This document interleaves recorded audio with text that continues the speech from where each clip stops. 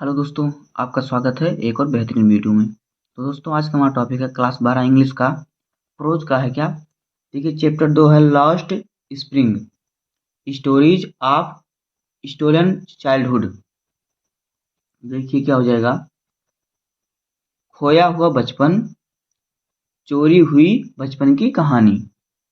तो चैप्टर 2 के आज हम मोस्ट इंपॉर्टेंट क्वेश्चनों को देखेंगे जो हमारे शॉर्ट के हैं। ये हमारे बोर्ड परीक्षा में शॉर्ट क्वेश्चन जो 8 नंबर का पूछा जाता है बोर्ड परीक्षा में। तो आइए हम एक एक करके इसके कंप्लीट करते हैं। तो देखिए, पहला क्वेश्चन हमारा क्या है। What explanation explanation does the author offer for the children not wearing footwear. Explanation का अर्थ हमारा क्या होता है? व्याख्या। ऑथर का मतलब हमारा क्या होगा? लेखिका। और चिल्ड्रन का मतलब हमारा होगा बच्चे। नॉट वेयरिंग फुटवेयर, जो जूता नहीं पहने हैं, नंगे पाँव हैं। तो क्या हो जाएगा, लेखिका क्या व्याख्या करती है उन बच्चों की जो जूता नहीं पहने हैं। तो आइए उत्तर देखते हैं हम। इसका अर्थ हो जाएगा, क्वेश्चन हमारा क्या हो जाएगा कि लेखिका क्या व्याख्या करती है। लेखिका क्या व्याख्या करती है? लेखिका क्या व्याख्या करती है उन बच्चों के बारे में जो जूता नहीं पहने हैं। तो देखते हैं उत्तर क्या हो जाएगा हमारा answer. Travelling across the country the author has seen children walking barefoot in CTs on the village road. तो देखिए क्या हो जाएगा। ट्रेवलिंग का अर्थ हमारा क्या हो जाएगा? यात्रा। तो और एक क्रॉस का मतलब पार करना। देखिए क्या हो जाएगा कि कंट्री देश, अर्थ का मतलब लेखिका। तो इसका अर्थ हो जाएगा कि देश में यात्रा करने के दौरान ट्रेवलिंग यात्रा कर रही थी, क्रॉस क्रॉस कर रही थी क्या? रोड। कंट्री में हमारा देश, ऑथर का अर्थ हो जाएगा लेखिका। सीन चिल्ड्रन बच्चों को देखी। वॉकिंग बेयरफुट बिना जूतों के चलते हुए। तो हो जाएगा देश की यात्रा के दौरान लेखिका ने बच्चों को देखा नंगे पांव। इन सिटीज शहरों में। ऑन द विलेज रोड कस्बे के या गांव के सड़क पर। इसका हिंदी आपको समझ में आ गया? आगे देखते हैं और क्या हो जाएगा हमारा। आर्थर से that it is not lack of money but a tradition to stay barefoot. Author लेखिका से कहती है, लेखिका क्या कहती है कि that is not lack of money, पैसों की कमी नहीं, यह पैसों की कमी नहीं है, यह पैसों की कमी की वजह से नहीं है। But a tradition to stay barefoot, लेकिन इनमें नंगे पांव रहने का रिवाज है। ट्रेडिशन का मतलब हमारा क्या हो जाएगा? ट्रेडिशन का मतलब हमारा होता है रिवाज। स्टे माने रहना, बेयरफुट का मतलब बिना जूतों के या नंगे पांव। बेयरफुट का मतलब नंगे पांव। तो देखिए अब हमारा क्वेश्चन नंबर 2 क्या है। क्वेश्चन नंबर देखिए 2 हमारा क्या है। Who was Mukesh? क्या है? Who was Mukesh and what was his ambition. Mukesh कौन था और उसकी महत्वाकांक्षा क्या थी। एम्बिशन का अर्थ हो जाएगा महत्वाकांक्षा। तो हु वाज मुकेश, मुकेश कौन था, और व्हाट वाज हिज एम्बिशन, और उसकी महत्वाकांक्षा क्या थी। तो आइए हम देखते हैं उत्तर।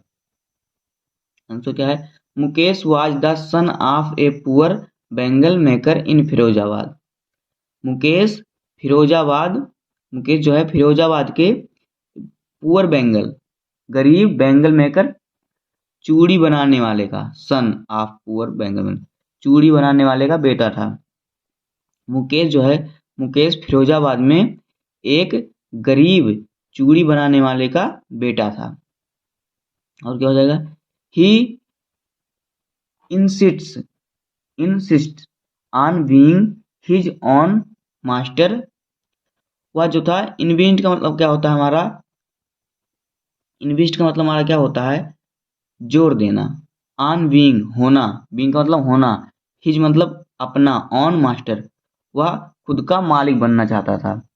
तो इसका अर्थ क्या हो जाएगा, वह स्वयं का मालिक बनना चाहता था। ऑन मास्टर, आप स्वयं का मालिक। बीइंग का मतलब होना। इन स्टिच का मतलब हमारा होता है जोर देना। वह खुद को मालिक बनने पर जोर दे रहा था या देता था। आगे क्या हो जाएगा, he wants to be a motor mechanic. इसलिए क्या हो कह रहा है, देखिए, he want to be a motor mechanic. वह खुद का मालिक बनना चाहता था। और he want to be a motor mechanic, वह एक मोटर मैकेनिक बनना चाहता था। वांट मतलब चाहता था, बी मतलब होना। वह एक मोटर मैकेनिक होना चाहता था।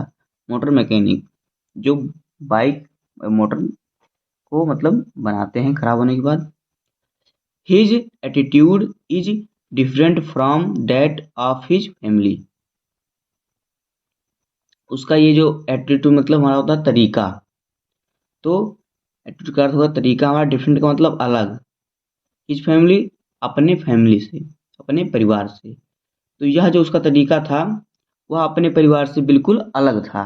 डिफरेंट का मतलब वहाँ अलग, क्योंकि उसका परिवार जो थे वो पूरे परिवार के लोग बैंगल मेकर चूड़ी बनाते थे, और वो तो मोटर मैकेनिक बनना चाहता था। इसलिए उसका जो तरीका था, एटीट्यूड का मतलब, एटीट्यूड का अर्थ होगा हमारा तरीका। उसका तरीका जो था अपने घर से सब में से अलग था। आइए अब देखते हैं हम क्वेश्चन नंबर 3 को। क्वेश्चन नंबर 3 देखिए हमारा क्या है। क्वेश्चन नंबर 3 हमारा हो जाएगा, देखिए क्या कि what was the meaning of garbage for children, what did they find in it. What was the meaning of garbage. Meaning का हो जाएगा अर्थ, गार्बेज का मतलब क्या होना चाहिए, कूड़ा। फॉर चिल्ड्रन क्या, बच्चों के लिए, बच्चों के लिए गार्बेज कूड़े का मीनिंग अर्थ क्या है या तात्पर्य क्या है। What did they find in it, वो इसमें क्या प्राप्त करते हैं। फाइंड का अर्थ होता है प्राप्त करना। तो हम देखते हैं इसका answer. The meaning of garbage for children is rubbish dump. Meaning का अर्थ हमारा क्या हो जाएगा, अर्थ हो जाएगा, गार्बेज का मतलब हमारा होता है कूड़ा, और चिल्ड्रन बच्चे, रबिश डंप कचड़े का ढेर। तो बच्चों के लिए कूड़े का अर्थ है कचड़े का ढेर। They found gold is them, वह इसमें सोना पाते हैं। फाउंड का मतलब पाना, गोल्ड माने सोना। वह इसमें सोना पाते हैं। For children it is wrapped in one क्या wonder and it is a means of survival. क्या होता है सर्वाइवल का मतलब हमारा होता है जीविका या जीने का साधन, जीविका। मीन्स अर्थ, वंडर का मतलब हमारा होता है आश्चर्य। तो इसका अर्थ क्या हो जाएगा कि देखिए, for children it is wrapped, wrapped का मतलब हमारा क्या होता है, लिपटा हुआ। वह बच्चे जो थे, बच्चों के लिए यह विराट कोहली लिपटा हुआ, और बच्चे बच्चे के लिए बच्चों एक जो थे इससे कचड़े से लिपटे हुए थे, और यह बच्चों के लिए जीने का साधन था। वंडर का मतलब आश्चर्य, साधन था। बच्चों के लिए आश्चर्य था कि वह लिपटे हुए थे किससे, कूड़े करकट से। वरेप्ट का मतलब हमारा होता है लिपटा हुआ। वंडर मतलब आश्चर्य था। It is a means of survival, जो उनके जीने की साधन था। तो इसका अर्थ हो जाएगा कि the meaning of garbage for children is rubbish dump. हो जाएगा बच्चों के लिए कूड़े का अर्थ है कचरे का ढेर। They found gold is dumb, वो इसमें सोना पाते हैं। For children it is wrapped in wonder and it is a means of survival. बच्चों के लिए आश्चर्य की बात है कि वह कचड़ों से लिपटे हुए हैं, और बच्चों के लिए जीने का यह एक साधन है। ये देखते हैं हम क्वेश्चन नंबर चौथा क्या है, देखिए। What is Saheb looking for his the garbage dump, where is he and where has he come from. क्या? साहेब लुकिंग, साहेब लुकिंग, साहेब देख रहा है। फॉर हिज गार्बेज, गार्बेज को, डंप, गार्बेज डंप, कूड़े के ढेर को। साहेब के ढेर, साहेब जो है वो कूड़े के ढेर को देख रहा है। Where is he and where has he come from, वह कहाँ का है और वह कहाँ से आया है। वह कहाँ है और वह कहाँ से आया है। Where is, where is he, वह कहाँ का है और वो कहाँ से आया है। उत्तर देखिए क्या हो जाएगा इसका आंसर।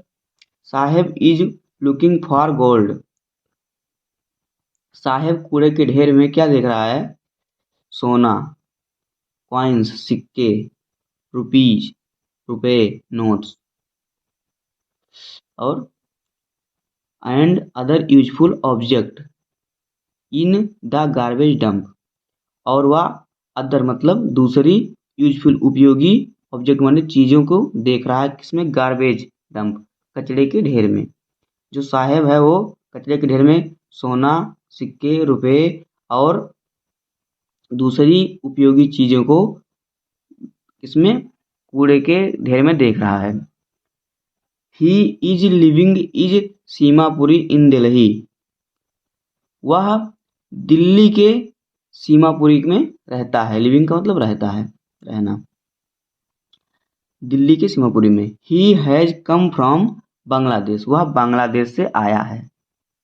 ये अब देखते हैं हम क्वेश्चन नंबर 5 को। तो देखिए क्वेश्चन नंबर 5 क्या है हमारा।